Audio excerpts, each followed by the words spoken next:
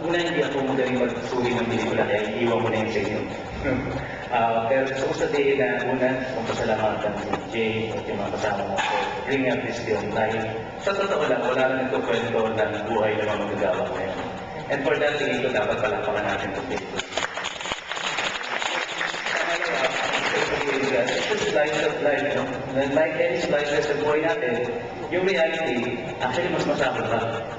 No? Ang nakikita nyo dito ay isang, kumbaga ay na-filter na ng film. Pero ang realidad ay mas masakot pa dyan. Halimbawa, yung ganun ng kwento, mga manggagawa sa hotel, akala nyo gagara ng hotel, pero 12 years na sila, hindi sila regular. No?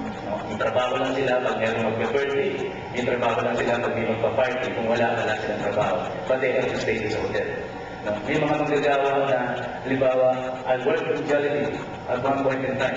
Nung nagsimula yan sa isang maliit na hamburger stand, ngayon, isa siyang multi-million, multinational corporation at ang slogan niya, mind you, forward together.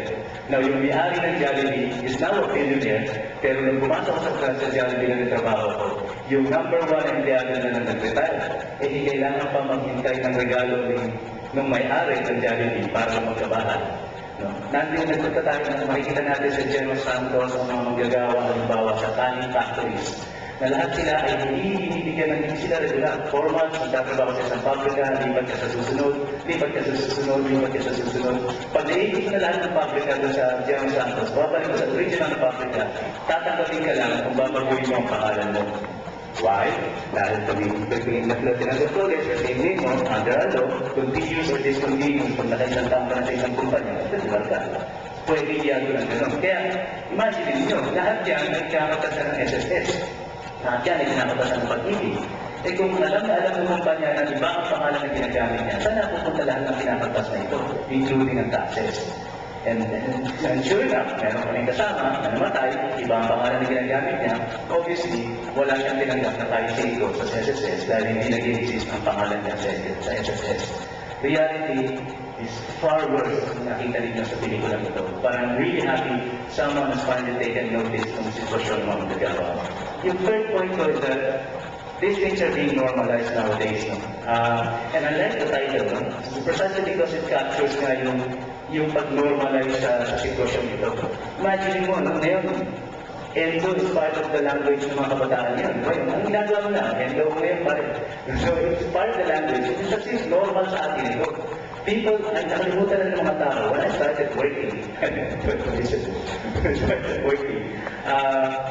lahat ng tao, after one day after regular sila, today, parang normal na sa maraming mga tao na hindi ka maregular. Ang mahalaga na lang ay magkaroon ka ng trabaho. Para bang pasalamat ka pa, may trabaho ka. And to me, that is the satisfying. And I don't think any film tungkol sa Endo will have a happy ending. Precisely because walang happy ending ang Endo. Ikaw ay i-resume sa isang buhay na para ka ng bahagi lang ng makina, ng mga employers, ng mga kapitalista, at wala ka sariling buhay.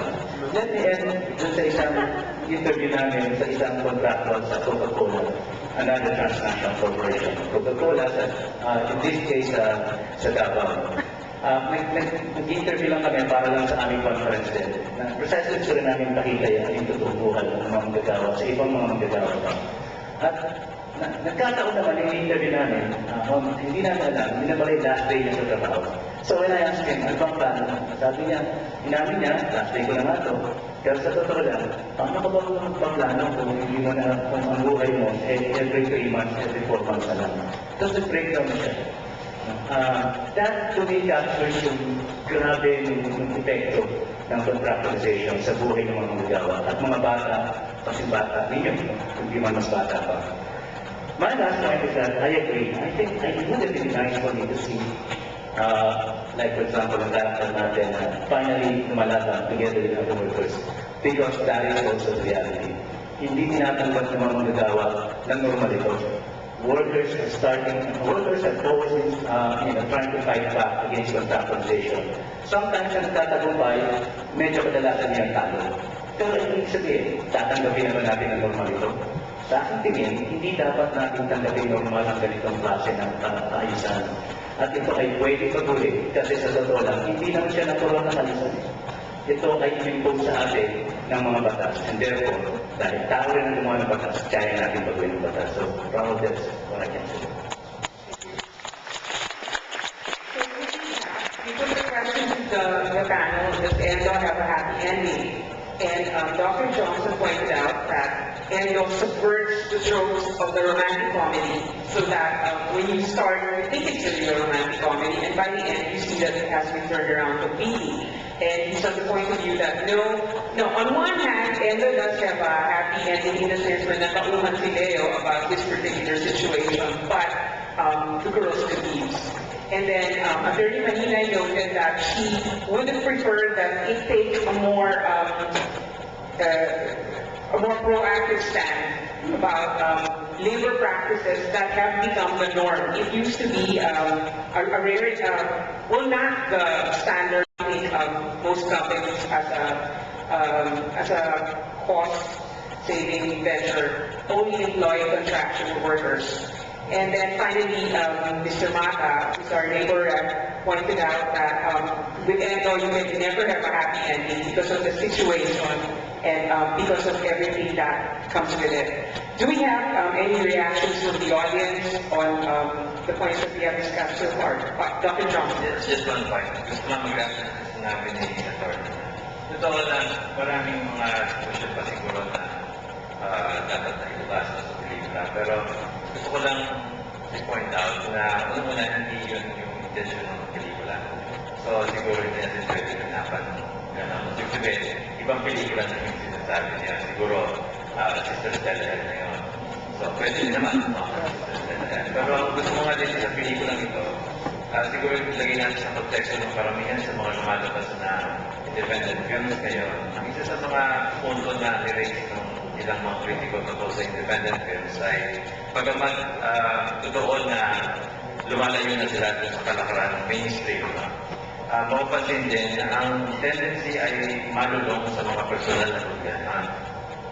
At ito ay significant, o pili naman ito ay significant dahil nagawa niya na pagsamahin yung dalawa. Ipakita na yung political ay personal.